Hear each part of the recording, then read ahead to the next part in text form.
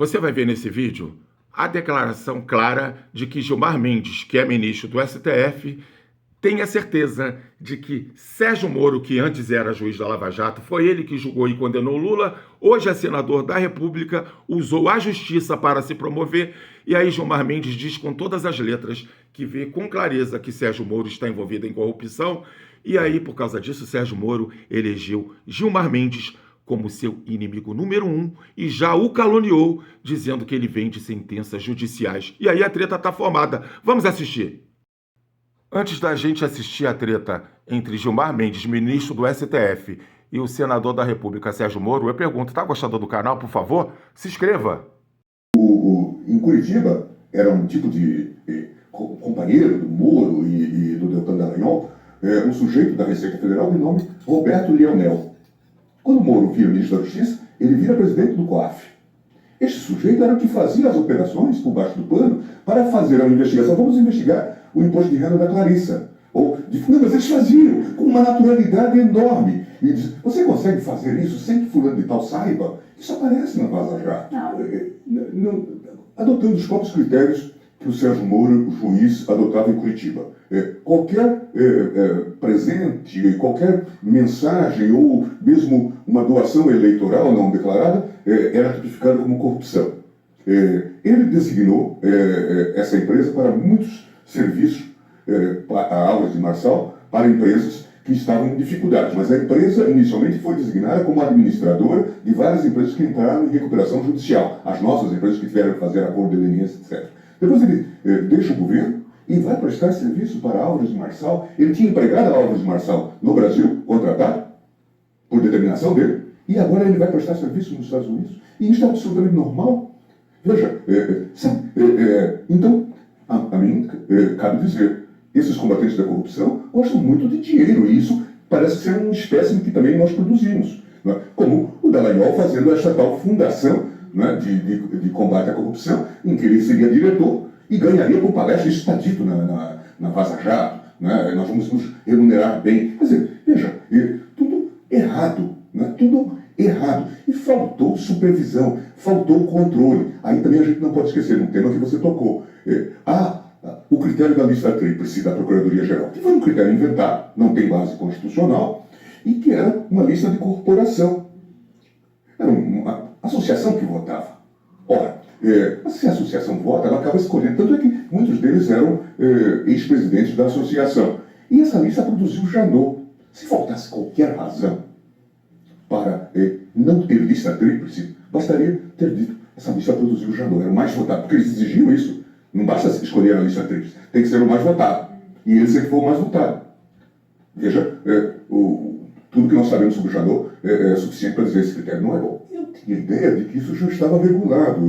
Em algum momento, pelo menos enquanto passei pela presidência do Supremo, nós recebíamos, na verdade, tínhamos lembranças e coisas do tipo, que normalmente deixávamos no acervo do tribunal. Mas, a questão é que parece que se tirou do acervo não tem problema nenhum, é isso que a gente está vendo. E também se falava de um teto, que num dado momento era alguma coisa como $100, e que você pode ficar, uma abotoadura, que é uma lembrança. Não acontece em todas as redações, em todas as grandes empresas, existe ali um código de ética. Isso, então, mas diante do monumental escândalo envolvendo esse episódio, me parece que é bom que isso fique explicitado, né? Porque realmente é um quadro, assim, eu não quero me pronunciar especificamente sobre isso, porque está sob investigação, né?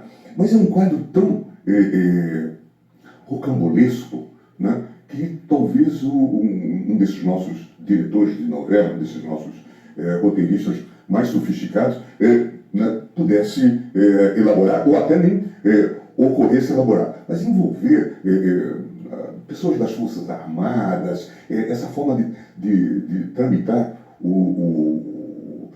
transitar o presente, a lembrança, né, a sorrelfa, as escondidas, tudo isto é algo que é extremamente preocupante. Eu não me canso de dizer como que a gente desceu na escala das degradações, sabe? Como que a gente se rebaixou. Isto é muito ruim para o Brasil, é muito ruim para a pedagogia social que a gente deve representar. É é muito ruim para a nossa imagem no exterior. Bom, há uma investigação aberta, mas se de fato ele estivesse convencido de que está tudo correto, ele não teria devolvido, né? Ele não teria tomado logo as providências em prontamente devolver a partir. A devolução é uma confissão de culpa, não é? Me parece que é uma assunção de que há algo de irregular, porque do contrário, qualquer um de nós diria, não, isso me pertence, né? E portanto estamos todos quites, não há nenhum problema, mas não foi isso. Então a mim me parece que esse tipo de justificativa é mais uma pregação para convertidos, né? Para dar algum tipo de explicação. Mas, de fato, é algo inusitado. Nós já tivemos tanta coisa, né, nesses anos todos, a gente que acompanha políticos, escândalos, a norma do orçamento e vários outros episódios, mas isto, de fato, é muito singular, inclusive com o uso da estrutura do Estado, aí, uma mochila de sargento e coisas do tipo. Não, no que diz respeito à inelegibilidade, nós terminamos há pouco as eleições. Em 1º de janeiro, o novo candidato eleito tomou posse. Portanto, um prazo bastante curto, e isso está sendo discutido. E muitos dos processos não tinham a investigação começada no Supremo Tribunal Federal e hoje deve estar na primeira instância. Então, ainda não sabemos. É claro que nós temos essa tradição, de que você fala, de administrar o tempo e deixar que os processos vão se prescrevendo e tudo mais. Acho que não é o caso específico neste contexto. Eu não conheço, a não ser pelos jornais, esta ação. Não sei qual é a sua base jurídica. O que pode ocorrer aqui ou acolá é, por exemplo, a imputação de que o acordo foi feito sob coação. Em geral, era o diretor que já estava preso e a empresa, então, acabava fazendo acordo de leniência. Há muitas imputações em relação a isso. O que nós já fizemos no Supremo Tribunal Federal, até na segunda turma, foi reconhecer que as empresas que fizeram acordos de colaboração ou de leniência deveriam gozar de idoneidade, de reconhecimento de idoneidade para continuar prestando serviços ao poder público. Foi um posicionamento até que nós tivemos em contraposição ao TCU, porque do contrário também essas empresas prometem pagar bilhões e elas, na verdade, não voltam da recuperação judicial e, portanto, isto fica uma promessa também vazia, né? Então, são coisas que precisam ser racionalizadas. E, pontualmente, acho que em abstrato é muito difícil discutir esse tema. Pontualmente, há muita gente pedindo anulação de delação. A própria Polícia Federal, para a gente ficar nesse campo, já pediu em vários casos. Eu me lembro do caso do Sérgio Machado, conhecido caso lá que envolvia esse caso recente do Tapa Grande, Transpetro e tal, que nós tivemos o pedido da Polícia Federal para cancelar os benefícios que foram concedidos, dizendo que os depoimentos eram imprestáveis. Então, nós temos aí um quadro muito preocupante. E agora surge essa novidade, aí no caso da Duran, não sei quão consistente é isso, mas, a rigor, o que a gente sabe? Que se fez um tipo de investigação um tanto quanto pervertida, né, em que os acusadores, os investigadores, se permitiram licenças que ninguém se permite, né, que não é permitido no sistema jurídico.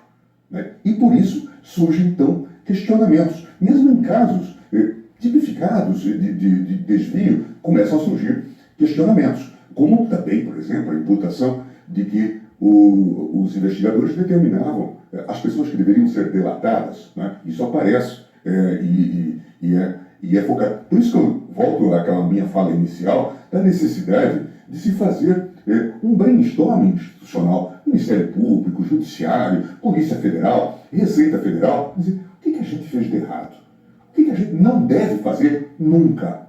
Isso é fundamental, né? Tem um código de ética. Neste vídeo, Gilmar Mendes saiu pela tangente, mas deixou claro que Deltan Dallagnol e Sérgio Moro são quadrilheiros criminosos. E aí, deixe seu comentário gentil.